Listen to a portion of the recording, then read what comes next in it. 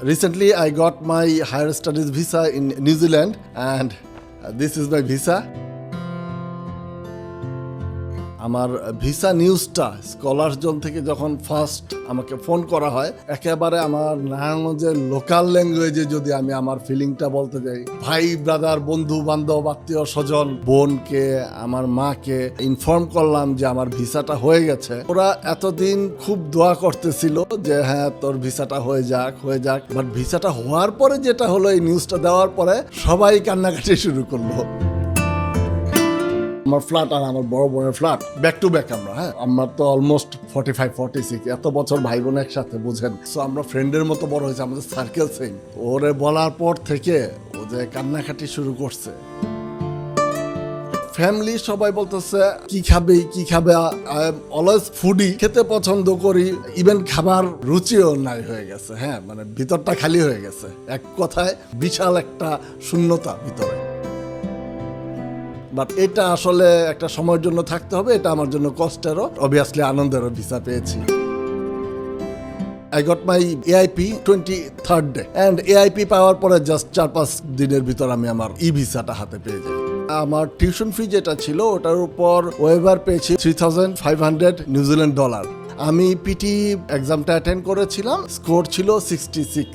কেন আমি নিউজিল্যান্ডকে চুজ করলাম? ফার্স্ট ওয়ার্ল্ড কান্ট্রিতে মুসলিমরা অনেক রেসিজমের একটা ভিকটিম হয়, নিউজিল্যান্ডে এটা একেবারেই নেই। দেন হচ্ছে আমি আমার ফ্যামিলি নিয়ে শিফট করতে পারবো, আমার স্পাউস ফুল ফেজ ওয়ার্ক পারমিট পাবে, আমার একটা বেবি আছে, ও ওখানে ফ্রি অফ কস্ট পড়াশোনা করতে পারবে। এই ফ্যাক্টরগুলো বেসিক্যালি আমাকে ইনফ্লুয়েন্স করে নিউজিল্যান্ডে যাওয়ার জন্য। আমি তো ইনিশিয়ালি 2-3টা এজেন্সিকে নক করি। আমার যেহেতু এজ একটু বেশি, হ্যাঁ অ্যাবাভ 40, এর মধ্যে একজন নাই করে দিল অ্যান্ড আরেকজনের ভিতর কনফিডেন্সের অভাব মনে হচ্ছিল। হ্যাঁ, but Scholars Zone they are very confident যে হ্যাঁ আপনার এটা হয়ে যাবে। যাই হোক, মেইনলি তো নিউজিল্যান্ডের ভিসাটা ডকুমেন্টের উপরে বেস্ট করে হয়। অনেক সময় হয়তো বা স্কলার জনের সাথে আমার কাছে মনে হয়েছে যে ভাই এই ডকুমেন্টের ব্যাপারে এতটা সিরিয়াস না হলেও হয়, কিন্তু স্কলার জোন এখানে একেবারে জিরো টলারেন্ট ছিল। ভিসাটা যেহেতু আমার আগে চলে আসছে, স্কলার জন্য আমাকে কনফার্ম করেছে যে হ্যাঁ ভাইয়া আপনি যান, আপনার ওয়াইফ এবং বেবিকে ওদের ভিসাটা করার দায়িত্ব আমরাই নিচ্ছি। স্কলার্স জোন এই একটা ট্রিমেন্ডাস সাপোর্ট আমাকে দিলেও দ্য বেস্ট থিং ইজ ভিসার আগে অথবা পরে টাকা মানে not a single Penney I have to pay. Hello, আসসালামু আলাইকুম, this is Khandakar Shahruzzaman here. আমার ফ্যামিলিতে বেসিক্যালি বাবা আছেন, মা আছেন, ওয়াইফ আছেন অ্যান্ড একটা লাভলি কিড আছে। Recently I got my higher studies visa in New Zealand and this is my visa, very happy to get it. Basically আমি নারায়ণগঞ্জের ছেলে, আমার স্কুল কলেজ পড়াশোনা মেনলি নারায়ণগঞ্জেই। আমি অবশ্য আমার মাস্টার্স অ্যান্ড গ্র্যাজুয়েশন কমপ্লিট করেছি ঢাকা সিটি কলেজ অ্যান্ড আপনার তিতুমির কলেজ থেকে। দেন হচ্ছে আমি আমার প্রফেশনাল লাইফে জয়েন করি। আমার ক্যারিয়ারটা মেইনলি ছিল হচ্ছে ফাইন্যান্সিয়াল সেক্টরে। দেন হচ্ছে আমার নিজস্ব একটা এডুকেশনাল ইনস্টিটিউশন আছে আমাদের নারায়ণগঞ্জে, হুইচ ইজ গুরুকুল। সো ওইটার I am one of the director of Gurukul. আমি বেসিক্যালি পড়াশোনা করতে যাচ্ছি মাস্টার্স অফ অ্যাপ্লাইড ম্যানেজমেন্ট সাবজেক্টটা নিয়ে ফিউচার স্কিলস একাডেমিতে। ইটস অ্যান ইনস্টিটিউশন অ্যান্ড আমি অকল্যান্ড ক্যাম্পাসে যাচ্ছি। অ্যান্ড ফিউচার স্কিলসে আমি আমার টিউশন ফি যেটা ছিল ওটার উপর ওয়েভার পেয়েছি, ওর ডিসকাউন্ট যেটাই বলেন, স্কলারশিপ বলতে পারি আমরা। It's handsome amount which was $3,500 New Zealand dollar. Future স্কিলে কোয়ালিফাই করার জন্য আমি আসলে তো ইউজুয়ালি বাইরে পড়াশোনার জন্য দুটা অপশন থাকে ল্যাঙ্গুয়েজ প্রফিসিয়েন্সি প্রুভ করার জন্য। One is IELTS and another popular program is PTE. আমি পিটি এক্সামটা অ্যাটেন্ড করেছিলাম অ্যান্ড আমার ওভারঅল স্কোর ছিল 66, which is equivalent of 7 I think. Actually ওয়ার্ল্ডে অনেক কান্ট্রি আছে, তো লাইক এন্ড ইংলিশ স্পিকিং কান্ট্রিজগুলো আছে like USA, UK, Canada, Australia. তো কেন আমি নিউজিল্যান্ডকে চুজ করলাম? আসলে বেশ কিছু ফ্যাক্টর কাজ করেছে। First of all, হাফার I know যে ফার্স্ট ওয়ার্ল্ড কান্ট্রিতে অনেক ক্ষেত্রে হয় কি যে রেসিজমের একটা ভিকটিম হয়, নিউজিল্যান্ডে এটা একেবারেই নেই। দেন হচ্ছে ওয়ার্ল্ডের টপ লিস্টেড পিসফুল কান্ট্রিগুলোর মধ্যে নিউজিল্যান্ড একটা। দেন হচ্ছে যে আমি যেহেতু পড়াশোনা করতে যাচ্ছি, আমি ওদের এডুকেশন সিস্টেমটা নিয়েও বেশ একটু গো থ্রু করেছি অ্যান্ড নিউজিল্যান্ডের কিন্তু আপনার যেই ইনস্টিটিউশনগুলো থাকে এডুকেশনাল ইনস্টিটিউশন, ধর এডুকেশনাল প্রোগ্রামগুলো, দে আর মনিটরড বাই NZQA। ওরা কিন্তু এই জিনিসটা কনফার্ম করে যে হ্যাঁ একটা ভালো লেভেল অফ এডুকেশন তাদের মানে নিউজিল্যান্ডের ইনস্টিটিউশনগুলো প্রোভাইড করছে। এই কারণে নিউজিল্যান্ডের সার্টিফিকেটগুলো কিন্তু ওয়ার্ল্ড ওয়াইড ভ্যালু করে। অ্যান্ড টপ নচ প্রায়োরিটি আমার যেটা ছিল সেটা হচ্ছে যে যেহেতু as I M A married person, আমি আমার ফ্যামিলি নিয়ে শিফট করতে পারবো, আমার ফ্যামিলি আমার সাথে ওখানে থাকতে পারবে, না আমার স্পাউস ফুল ফেজ ওয়ার্ক পারমিট পাবে। অ্যান্ড আমি আর্লিয়ার যেটা বলে ফেলেছি যে আমার একটা বেবি আছে, অ্যান্ড ও ওখানে একেবারে ফ্রি অফ কস্ট পড়াশোনা করতে পারবে। এই ফ্যাক্টরগুলো বেসিক্যালি আমাকে ইনফ্লুয়েন্স করে আমার নিউজিল্যান্ডে যাওয়ার জন্য ইন্টারেস্টেড করে তোলে। Now let's talk about my future plan. সেটা হচ্ছে যে যেহেতু নিউজিল্যান্ড থেকে ডিগ্রি যদি কেউ গ্যাদার করে তো ওইটার তো একটা ভ্যালু থাকেই। বাংলাদেশে তো অবভিয়াসলি ইংলিশ স্পিকিং কান্ট্রিগুলোর থেকে যদি কারো কোনো মাস্টার্স আর MBA এর একটা সার্টিফিকেট থেকে ওটা ভালো ম্যাটার করে। অ্যান্ড আমার যেহেতু প্রায়র এক্সপিরিয়েন্স আছে অ্যান্ড ম্যানেজমেন্ট লেভেলে বা ডিসিশন মেকিং লেভেলে আমি বেশ কিছুদিন জব করেছি, নিজে বিজনেস করেছি, সো আই থিঙ্ক যে ওখানে পড়াশোনাটা অথবা সার্টিফিকেটটা আমার জন্য খুবই হেল্পফুল হবে যখন আমি দেশে ব্যাক করব পড়াশোনা করে। I may go for job in a multinational company, or আমি আবার আমার বিজনেসটা যেখানে রেখে যাচ্ছি এখান থেকে আমি রিস্টার্ট করতে পারি। অ্যান্ড আমার ভিসাটা পেতে, হ্যাঁ এইটা আমরা অনেকেই জানি যে রিসেন্টলি যেটা হচ্ছে যে বাংলাদেশ থেকে প্রচুর অ্যাপ্লিকেশন পড়ছে নিউজিল্যান্ডের জন্য। অ্যান্ড নিউজিল্যান্ড, আমার মনে হচ্ছে যে নিউজিল্যান্ড অথরিটিও প্রিপেয়ার ছিল না এই পরিমাণ অ্যাপ্লিকেশন হ্যান্ডেল করার জন্য, যেই কারণে এখন কিন্তু AIP আসছে, অনেকেরই একটু টাইম নিচ্ছে, মানে অ্যাম্বাসি একটু সময় নিচ্ছিল। আমি তখন একটু টেন্স ছিলাম অ্যান্ড অনেকগুলো গ্রুপে আমি ইনভলভ হই, তখন দেখি যে অনেকেরই হচ্ছিল এরকম যে 2 মাস বা 3 মাস লেগে যাচ্ছে। বাট আলহামদুলিল্লাহ with the grace of Almighty I got my AIP 23rd day. And AIP পাওয়ার পরে জাস্ট 4-5 দিনের ভিতর আমি আমার ভিসাটা হাতে পেয়ে যাই। আমার ভিসা নিউজটা স্কলার্স জোন থেকে যখন ফার্স্ট আমাকে ফোন করা হয়, ওই দিন আমি একটু লেট ব্রেকফাস্ট করছিলাম, তো যখন আমি আমার বোনকে আমার মাকে ইনফর্ম করলাম যে আমার ভিসাটা হয়ে গেছে, তো যেটা হচ্ছে যে ওরা এতদিন খুব দোয়া করতেছিল যে হ্যাঁ তোর ভিসাটা হয়ে যাক, বাট ভিসাটা হওয়ার পরে যেটা হলো, এই নিউজটা দেওয়ার পরে সবাই কান্নাকাটি শুরু করলো। এইটা একটু ডিফারেন্ট টাইপের একটা ফিলিং, হ্যাঁ, যে অনেকে হয়তোবা শেয়ার করে যে খুব আনন্দ, খুব উল্লাস।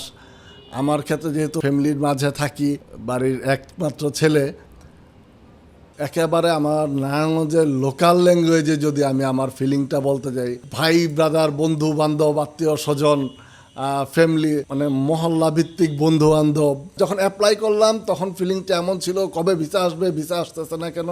আর ভিসাটা আসার পর যেটা হচ্ছে, হুট করে ভিতরটা খালি হয়ে গেছে। অ্যান্ড ফ্যামিলি সবাই বলতেছে, আই এম অলওয়েজ ফুডি, খেতে পছন্দ করি, এখন হয়তো বা ওয়েট কন্ট্রোল করতেছি, এরপরে যথেষ্ট হেলদি। সবাই বলতেছে কি খাবেন, এটা সেটা, ইভেন খাবার রুচিও নাই হয়ে গেছে। হ্যাঁ, মানে ভিতরটা খালি হয়ে গেছে, এক কথায় বিশাল একটা শূন্যতা ভিতরে। আমার যেটা হচ্ছে যে আমার ফ্ল্যাট আর আমার বড় বোনের ফ্ল্যাট ব্যাক টু ব্যাক, আমরা 1 বছরের ছোট বড়, 1 বছরও পুরানা, সো আমরা ফ্রেন্ডের মতো বড় হয়েছে, আমাদের সার্কেল সেম। অ্যান্ড এতটা বছর, মানে আমরা তো অলমোস্ট 45-46, এত বছর ভাই বোন একসাথে, বুঝেন। ওরে বলার পর থেকে ও যে কান্নাকাটি শুরু করছে, বাট একটা লং টাইম ডিটাচড থাকবো ফ্যামিলি থেকে, এটা আসলে একটা সময়ের জন্য থাকতে হবে, এটা আমার জন্য কষ্টেরও, অবভিয়াসলি আনন্দেরও ভিসা পেয়েছি। বাট এখন হচ্ছে ভিসা হওয়ার পরে আবার, হ্যাঁ সবারই তো ইস্যু থাকে, ইনিশিয়ালি গিয়ে একটা কি বলে আপনার ধরেন কিছু অড জব করতে হয়, প্রপার জব ম্যানেজ করা পসিবল হয় না, এটা আমরা সবাই বুঝি, দেশে যে যত বড় কথাই বলি না কেন। এখানে একটা জিনিস আমি শেয়ার না করলেই না, সেটা হচ্ছে যে আমার through out my journey scholars zone আসলে আমাকে চমৎকারভাবে অ্যাসিস্ট করেছে, আমাকে সাপোর্ট দিয়েছে। মেইনলি তো নিউজিল্যান্ডের ভিসাটা ডকুমেন্টের উপরে বেস্ট করে হয়। অনেক সময় হয়তো বা স্কলার জোনের সাথে আমার কাছে মনে হয়েছে যে ভাই এই ডকুমেন্টের ব্যাপারে এতটা সিরিয়াস না হলেও হয়, কিন্তু স্কলার জোনস এখানে একেবারে 0 টলারেন্ট ছিল, 2বারের জায়গায় 3বার দেন। ইভেন আমি যখন সে একটা কালার ফটোকপি দিচ্ছি, সেই ফটোকপির কালারটাও পারফেক্ট আছে কিনা এটাও স্কলার জোন মানে কনফার্ম করেছে। অ্যান্ড এরপরে যেটা হলো যে হ্যাঁ ভিসাটা যেহেতু আমার আগে চলে আসছে, স্কলার জোন আমাকে কনফার্ম করেছে যে হ্যাঁ ভাইয়া আপনি যান, আপনার ওয়াইফ এবং বেবিকে ওদের ভিসাটা করার দায়িত্ব আমরাই নিচ্ছি, obviously free of cost. And এটা আমার জন্য অনেক বড় একটা রিলিফ যে I know Scholar Zone they are in an expert hand. Scholar Zone এই একটা ট্রিমেন্ডাস সাপোর্ট আমাকে দিলেও দ্য বেস্ট থিং ইজ ভিসার আগে অথবা পরে মানে ফ্রি অফ কস্ট, হ্যাঁ, টাকা মানে not a single Penney I have to pay. So thanks again scholar zone team. Scholar জোনের জার্নিটা না আমার অলসো জার্নিটা স্মুথ ছিল। ইনিশিয়ালি যেটা হচ্ছিল আমার কাছে আমি একটু পাজলড ছিলাম যে কোনটা নিয়ে কার সাথে কথা বলবো। অফিসিয়ালস যারা আছে তাদের সাপোর্টে আমার জার্নিটা খুব ভালো ছিল। স্কলার জোন সম্পর্কে আমি আসলে থ্রু সোশ্যাল মিডিয়া আসলে জানতে পারি। ফার্স্ট আমি আসলে দেখি যে হ্যাঁ নিউজিল্যান্ডে অনেক ধরনের ফ্যাসিলিটিস আছে, এটা আমার মাইন্ড সেট করি যে ওকে ফাইন আমি নিউজিল্যান্ডে ট্রাই করব। দেন হচ্ছে আমি বেশ কিছু এজেন্সিকে আসলে সোশ্যাল মিডিয়ায় কোনো একটা টাইপের অ্যাড যদি আমরা কিছুক্ষণ স্টে করি ওটার অনেক রিকমেন্ডেশন আসতে থাকে যারা আসলে নিউজিল্যান্ড নিয়ে কাজ করে। তো আমি ওখান থেকে সর্ট আউট করি 2-3টা এজেন্সি। অ্যান্ড স্কলার জোনের অ্যাডগুলোও খুব পরিচ্ছন্ন অ্যাড ছিল, মেসেজগুলো খুব ক্লিয়ার ছিল, ভালো লাগছিল। তো আমি 2-3টা সিলেক্টিভ শর্ট লিস্ট করে 2-3টা এজেন্সিকে আসলে নক করি। তো এর ভিতর যেটা হচ্ছিল আমার যেহেতু এজ একটু বেশি, হ্যাঁ অ্যাবাভ 40 অবভিয়াসলি, আমি তো ইনিশিয়ালি 2-3টা এজেন্সিকেই নক করি যে দিস ইজ মাই প্রোফাইল, তো আমি কি আসলে প্রসিড করতে পারি কিনা। তো 40 অ্যাবাভ শুনেই মানে শর্ট লিস্টের যে 2-3টা ছিল এর মধ্যে একজন মোটামুটি নাই করে দিল যে না আমরা এটা নিয়ে যা কাজ করতে আসলে ইন্টারেস্টেড না।